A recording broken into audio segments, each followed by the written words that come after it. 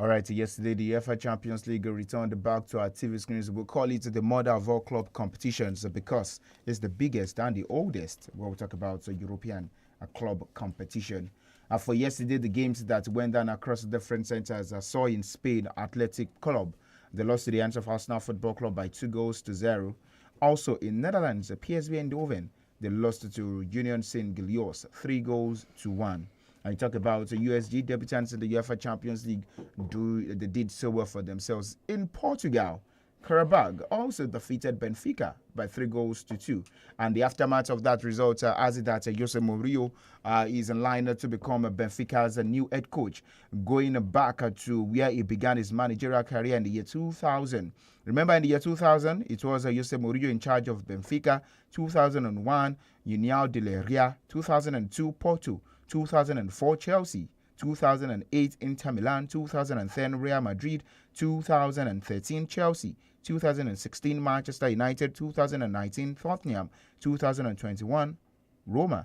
2024, Fenerbahce. And 2025, more like Jose Mourinho is destined to be back there in Portugal. Remember that Jose Mourinho is also a Portuguese, and it looks like he's going to enjoy his return back home. But still talking about the results of games, the biggest one for me yesterday at the Allianz Stadium, the old ladies are from Italy at home. They played out a 4-4 draw against the Borussia Dortmund. That was the biggest game for me. Real Madrid defeated Marseille by 2-1, courtesy of Kylian Mbappe's brace from the penalty spot. And while Tottenham was so lucky, 4th minute own goal, that was all they needed to get maximum 3 points in their first game back in the UEFA Champions League in the league phase format. DOLAPO, where was the game of won and lost in all of these centers yesterday? Well, I'm very, very happy. I watched the first half of the Tottenham Hotspur game against Villarreal because I was feeling the game would be interesting, but I didn't get what I wanted in the first half. Then I saw the Juventus game was 0-0 at halftime, and I felt like there should be a cracker in this game because I was expecting goals in this game, knowing fully well what I saw with Dortmund last season in the Champions League. They scored a whole lot of goals. And Juventus last week as well, they scored 4 against Inter Milan in the league. But I was not expecting that much goals. But then I tuned into the second half and I enjoyed myself. Because starting from the 52nd minute when the first goal came in from Borussia Dortmund, there were goals and goals and goals and goals in that game. Kept on scoring goals. At the point in time in that game, it was 2-2. Then it went to 4-2, Borussia Dortmund leading. I was surprised Dortmund scored 4 goals and 𝐂𝐿 didn't score a single goal. He gave his penalty out. I was expecting him to score that goal. I was expecting him to take the penalty, but he gave it out, and the person who took the penalty took that penalty very well. It was a very interesting penalty to see. Then Dusan Vlahovic took the game to his head. Like, the way he took that game, went on, keeps on pushing the ball, scored the 3rd goal, then went on to assist the 4th. Very, very interesting game to see there in Allianz Arena. Then again in Spain, Real Madrid, 2 penalties to defeat Marseille. Stubborn Marseille because their goalkeeper really was very, very good in that game. He kept on saving. I know many people would think, okay, penalties for Kylian Mbappe, but their goalkeeper saved them a whole lot in that game.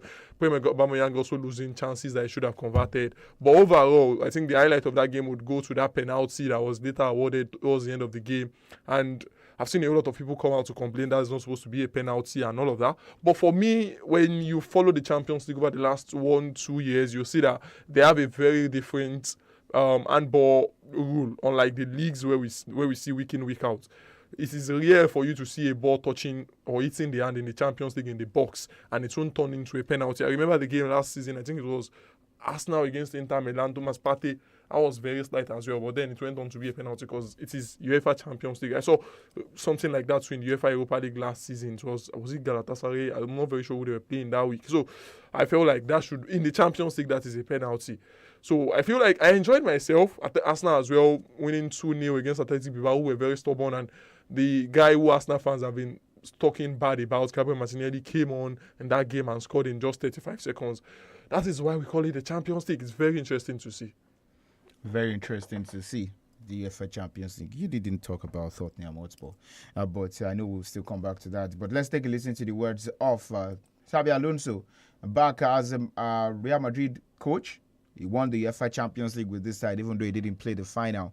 But let's take a listen to what he has to say. playing or leading out the team in his first UEFA Champions League game as a coach with Real Madrid.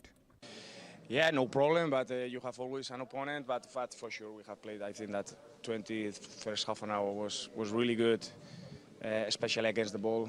We have regained so many balls, we have created chances, and we were unlucky not to score that goal to get the lead. But anyway, the confidence was there, the good mood and the good flow was there, even conceding. And the first half I was really light. We have talked in the halftime where we were doing well, that we had to keep doing that. Second half was a bit different. We were trying to build that control, that we were going to have the chance. And luckily we got the red card, everything changed, but the spirit of the team didn't change, and we didn't want to just defend and to see what happened. We have been really aggressive, showing a lot of character to score that lead, and after we have been very mature to keep the lead.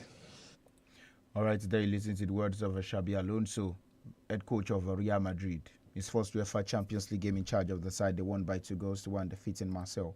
On the other hand, let's take a listen to the words of Roberto De Zerbi, who is the head coach of Marseille Football Club, also speaking about the team's level of performance yesterday.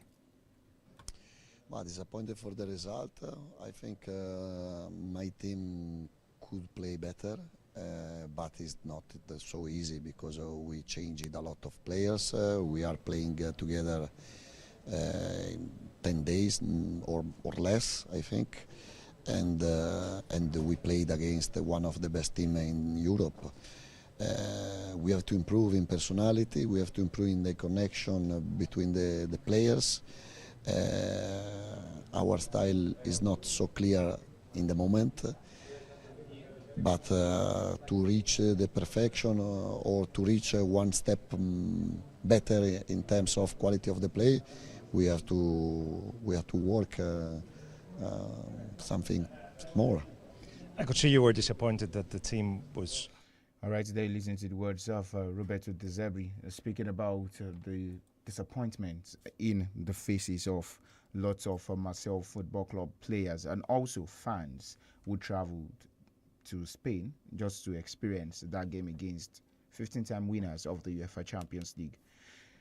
But outside of the games that went down yesterday, today games are set to go down, and they are the best of the best. When I talk about the games are set to go down, first at the Allianz Arena, Bayern Munich against Chelsea. At the Anfield, the Liverpool against Atletico de Madrid, and also at the Parc des Princes, we'll have Paris Saint-Germain against Atlanta Football Club. The UEFA Champions League so big and back. But before we actually, let's just take a listen to the words of Reece James, the captain of Chelsea Football Club, speaking about Nicholas Jackson's exit from Chelsea Football Club, just to join up with their opponent later tonight. And the opponent is Bayern Munich. The words of Reece James. Yeah, I was surprised. I didn't expect it to go, but yeah, I think the player wanted a solution. The club maybe wanted a solution as well. I'm not really sure how the whole situation came about, but no, he's an amazing player. Bayern have got a super good number 9 in him, and no, I wish him the best. Just not tomorrow night. He wishes him the best, but not just tonight. When both sides face off, they are the Allianz Arena. For most of the players within Chelsea Football Club, I think this will be their first Champions League involvement, except the likes of Reece James, who has a Champions League medal.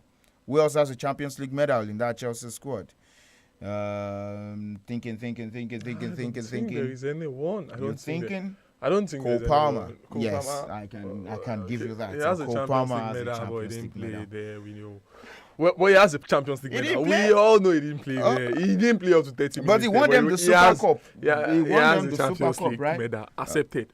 Well, it will be very good to see Chelsea playing in the UEFA Champions League. The world champion, like they like to be called. It will be good to see them playing in the Champions League against Bayern, the team who they won the Champions League against in 2012. Bayern Munich this season has been really good in the league, and as usual, you'd expect Bayern to be good in the league. I saw their manager was a company talking about he has watched over 40 Chelsea games, and I was asking myself, get work. But then he said he has watched over 40 games, and he will still ask about how Chelsea would play. From Nicholas Jackson, he will ask a whole lot of things from Jackson to see how things would go.